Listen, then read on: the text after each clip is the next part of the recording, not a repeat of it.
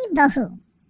किशोरी लाल जी के बेटे राघव की शादी की बात जगह जगह चल रही थी, लेकिन किशोरी लाल जी को कोई लड़की पसंद ही नहीं आती थी।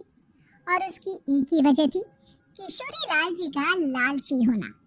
उनको लड़की वालों से मोटा दहेज चाहिए था और इसी चक्कर में एक दिन वो एक बहुत पैसे वाले के घर अपने बेटे का रिश्ता लेकर पहुंचे। उस आदमी का नाम था ओम प्रकाश। देखिए किशोरी लाल जी, मेरी एक ही बेटी है और मेरी सारी संपत्ति जायदाद सब कुछ मेरी बेटी नैना का ही है। पापा, नाम से लगता है बहुत खूबसूरत होगी। कितना अच्छा नाम है ना, नैना। वैसे बात तो सही है आपकी। अब इतना पैसा है, जमीन जायदाद है, इकलौती बेटी, आप भी क्या करेंगे? सबको जूसे ही देंगे ना। बिल्कुल ठीक पहचाना आपने। बस बेटी की शादी और सारी जायदाद उसके नाम। पापा, बिना देखे हाँ कर दीजिए ना। इतना अच्छा रिश्ता फिर कहाँ मिलेगा? माला माल हो जाएंगे हम। मैं अपनी बेटी को बुलाता हूँ। अरे नहीं नहीं नहीं नहीं, आपकी बेटी का नाम नैना है, सुनकर ही लगता है बहुत सुंदर होगी। रहने दीजिए अंकल, मैं तो आपकी बेटी के नाम से इतना खुश हो गया हूँ कि उसे बिना देखे शादी करने को तैयार हूँ। अब तो मैं उसका चेहरा सीधे शादी के बाद ही देखूंगा। और इस तरह राघव नैना का चेहरा नहीं दिखता और उससे शादी कर लेता है। शादी के बाद अपने सुहाग रात पर जब राघव नैना का घूंघट उठाकर देखता है तो नैना की आंखें बंद थी। कितनी खूबसूरत हो तुम नैना, जरा अपनी आंखें खोलकर मेरी तरफ देखो तो सही। नहीं, मुझे शर्म आती है। अरे, मैंने तुम्हें शादी से पहले भी नहीं देखा और अब अगर तुम आंखें खोलकर मुझे देखोगे भी नहीं तो मुझे अच्छा कैसे लगेगा? इससे पहले कि नैना अपनी आंखें खोलकर राघव की तरफ देखती, अचानक से लाइट चली गई और राघव नैना को पूरी तरह से देख भी नहीं पाया। अगली सुबह नैना राघव के लिए नाश्ता बनाकर लेकर आई। अरे ये क्या? आधा पराठा सेका हुआ है और आधा बिल्कुल कच्चा। ये तुमने क्या किया नैना?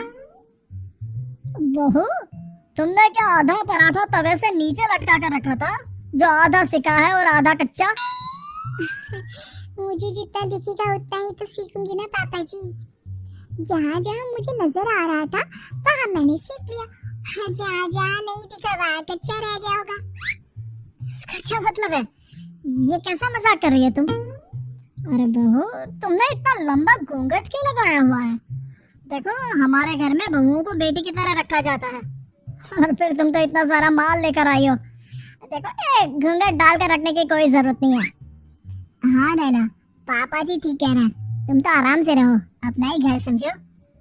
नैना अचानक से अपना घूंघट उठा लेती है। अरे ये क्या पापा, नैना की तो एक आंख फूटी हुई है।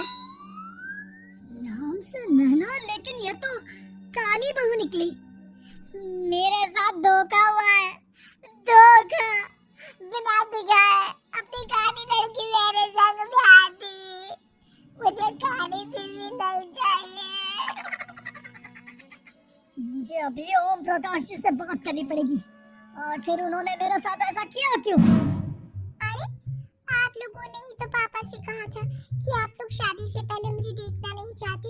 अब मेरे पापा पर क्यों इल्जाम लगा रहे हैं? अरे लेकिन उन्हें बताना तो चाहिए था ना कि तुम कानी हो, एक आंख से तुम्हें दिखाई नहीं देता।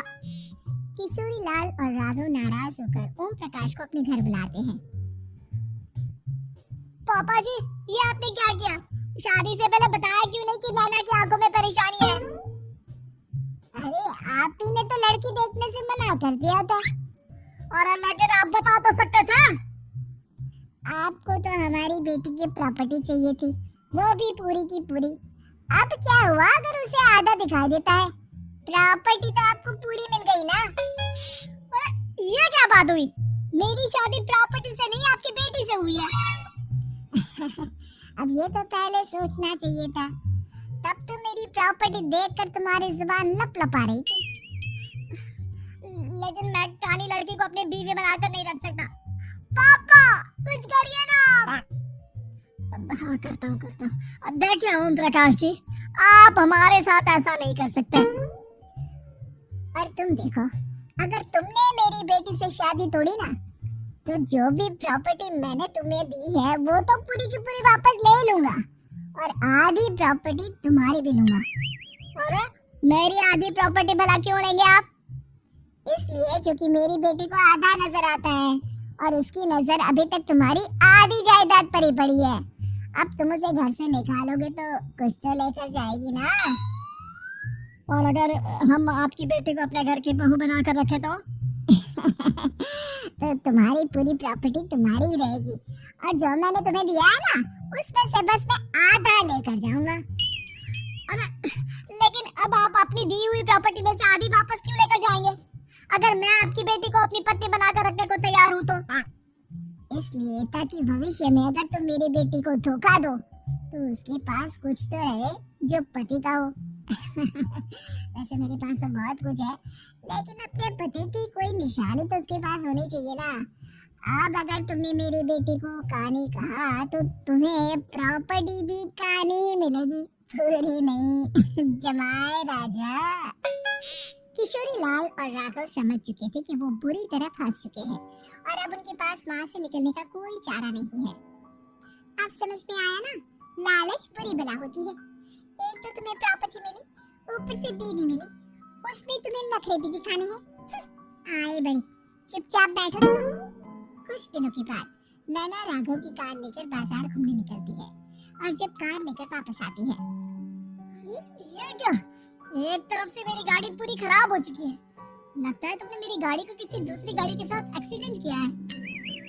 अरे कितना बड़ा नुकसान कर दिया तुमने बहू। वो क्या है ना पापा जी, मुझे एक आंख से दिखाई नहीं दे रहा था, सामने से गाड़ी आ रही थी। मुझे तो सिर्फ आधा ही दिखाई दिया और वो गाड़ी मेरी कार से रगड़ते हुए निकल गई। अम्मा क्या करूं बताओ? अब इसे ठीक कराने के पैसे कौन देगा? तुम्हारे पापा। तुमने मुझसे इस तरह से बात की? अभी रुको। नैना राघव की शिकायत ओम प्रकाश को कर देती है। देखो राघव, अब जो मेरी आधी प्रॉपर्टी तुम्हारे पास थी ना, उसमें से आधी और मैं लेकर जाऊंगा, क्योंकि तुमने मेरी बेटी को डांटा। अरे नहीं पापा जी, गलती हो गई, माफ कर दो। गलती की तो कोई गुंजाइश ही नहीं। अगली बार मेरी बेटी को डांटा तो बची हुई आधी में से आधी और ले जाऊंगा। लालच के चक्कर में हम दोनों ने बहुत बड़ी गलती कर दी बेटा। एक तो तुम्हें कानी बहू मिली और ऊपर से जो माल मिला वो भी काला। इस तरह राघव की हर एक गलती पर ओम प्रकाश उसकी प्रॉपर्टी का आधा आधा हिस्सा लेकर अपना सारा माल वापस ले गया और राघव को कानी बीवी से काम चलाना पड़ा। भाई लालच वाकई में बुरी बला है।